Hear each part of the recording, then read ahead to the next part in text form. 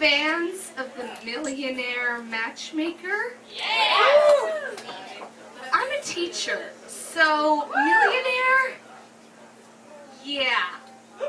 But as for the matchmaking, I do have a story to tell you about one of my colleagues, Mr. Rosen. Let me tell you about Mr. Rosen. He's been engaged twice. He could be my father. But he is also the sweetest 7th grade teacher ever.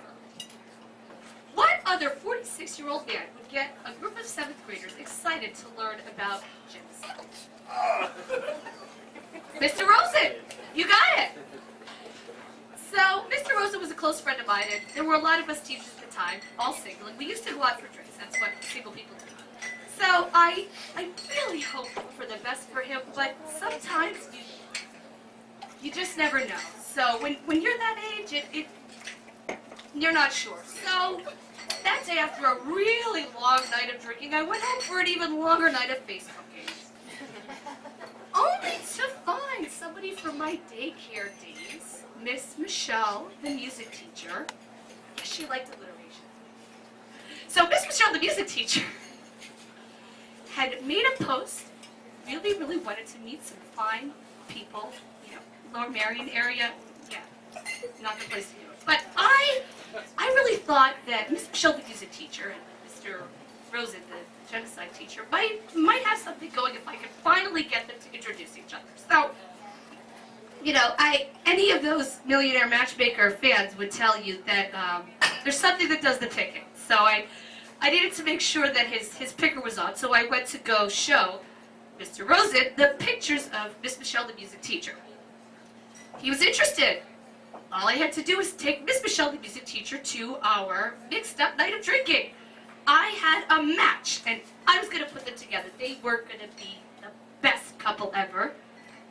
Maybe even having the best sex ever, but they had to get together first. So I said, I'm going to put Miss Michelle, the music teacher, together. I'm going to do it, and I spring break happened, and we weren't in the swing of things, so I went up to Mr. Rosen, the genocide teacher, and I said, listen, I want you to come to my computer for a second. I just want to show you some pictures of my friend Miss Michelle, the music teacher. I really think once you meet her, you really, I think it's going to work out. So, Mr. Rosen gave me a sour look, and I thought, did this 46-year-old my dad man find somebody before I did? Yeah, love works in crazy ways. So I brought Mr. Rosen over to look at the computer, and we look up Miss Michelle, the music teacher, and she is in a relationship. Oh shit! What did I get myself into?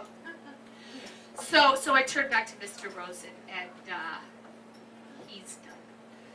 Listen, Susan, I appreciate you trying to set me up, but I've met somebody. And I said, oh no, you were gonna love Miss Michelle, the music teacher.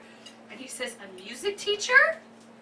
I said, yeah, she's in Lower Marion. She works at this school. She's got the toddlers. She has them singing this song and this little figure.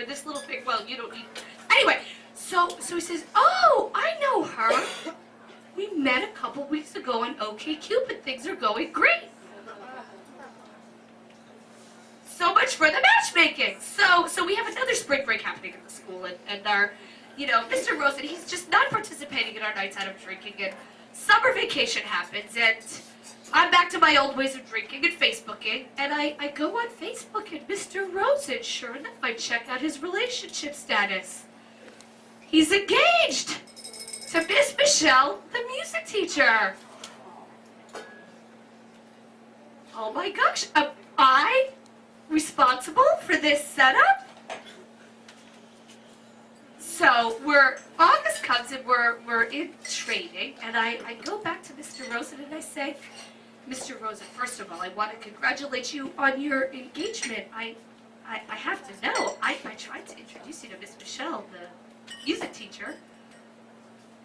Am I responsible for this? And he said, well, Susan, I'm a teacher and I believe in partial credit, but you're the best matchmaker ever.